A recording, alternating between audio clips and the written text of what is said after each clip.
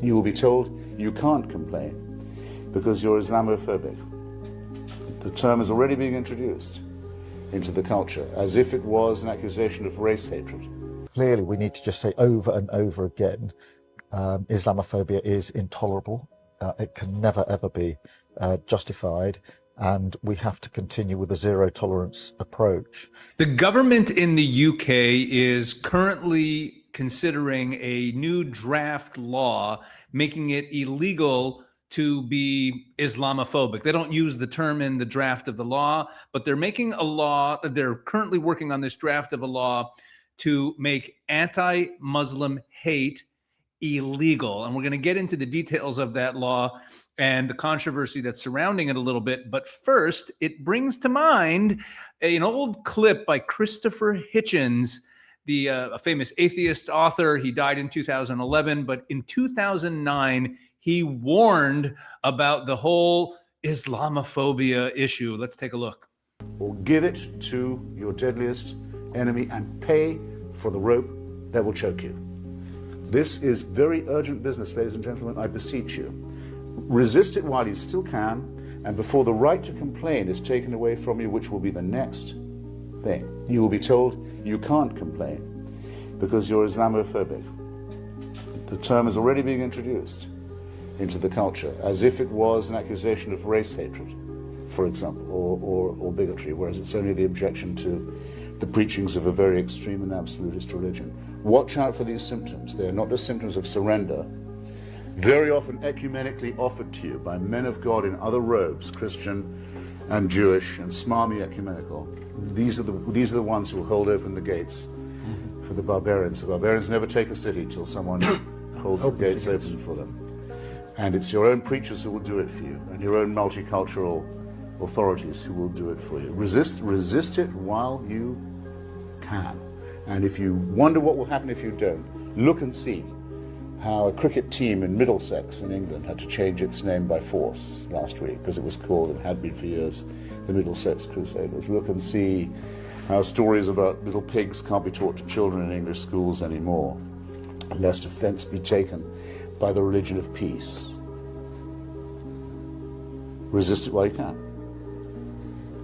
One of the things that is coming up over and over again is Islamophobia. And, well, you can see the stats, you can see the numbers rising, particularly since October the 7th. Although we shouldn't fall into the trap of thinking that before October the 7th, this was all heading in the right direction. It's been far too high for far too long. Clearly, we need to just say over and over again, Islamophobia is intolerable. It can never, ever be justified. And we have to continue with a zero tolerance approach. And I think there's more we can do in government. There's certainly stuff online which I think needs tackling much more robustly than it is at the moment. What I'm hoping, Keir, is your experience as a prosecutor means you'll be thinking about the strategy we can use. Yes. After October 7th, since October 7th, Islamophobia has surged. Well, what a terrible problem. I wonder why Islamophobia has surged since October 7th. Maybe it's because Hamas, in their founding charter, calls for the death of all Jews by citing a hadith, a holy writing of Islam. But let's get into what's going on in the UK right now. So there's this draft law that is being considered, ministers finalizing definition of anti-Muslim hatred. This is from last month. And the government is considering a draft definition of anti-Muslim hatred, which does not include the term Islamophobia. So the draft definition reads as follows. Here it is. Anti-Muslim hostility is engaging in or encouraging criminal acts, including acts of violence, vandalism of property, and harassment and intimidation, whether physical, verbal, written, or electronically communicated, which is directed at Muslims or those perceived to be Muslims because of their religion, ethnicity, or appearance. It is also the prejudicial stereotyping and racialization of Muslims as part of a collective group with set characteristics to stir up hatred against them, irrespective of their actual opinions, beliefs, or actions as individuals. Now, this is extremely vague, whether physical, verbal, written, or electronically communicated. It could be any kind of harassment or stereotyping of Muslims. And the vagueness of it is a problem. In fact, we just see this headline from today in the Sunday Telegraph.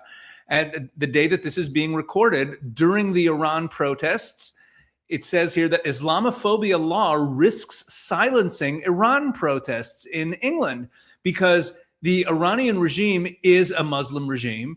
And part of the problem with the regime, if you start talking about the problem of the hijabs and everything that the Iranian regime imposes on its people, you could come off as being anti-Islamic if you're opposed to if you point out the Islamic nature of the regime and you are opposing it or disparaging it, that could even fall under this. So there's an outcry in England now, like, hey, wait a second, maybe we can't even protest on behalf of the people of Iran.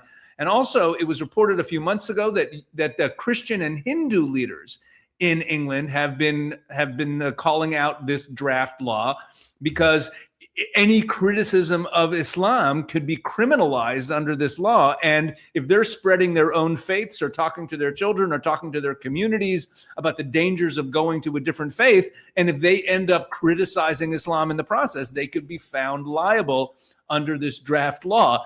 And this whole Islamophobia thing is absolute nonsense. But I mean, nonsense is actually too light a word. It's actually a very devious plot to make us all afraid to criticize an ideology and a belief system and a political system, which is what Islam really is, that is seeking to destroy all of us. And by calling it Islamophobia, it turns it into this kind of political correct thing that we're not allowed to say anything.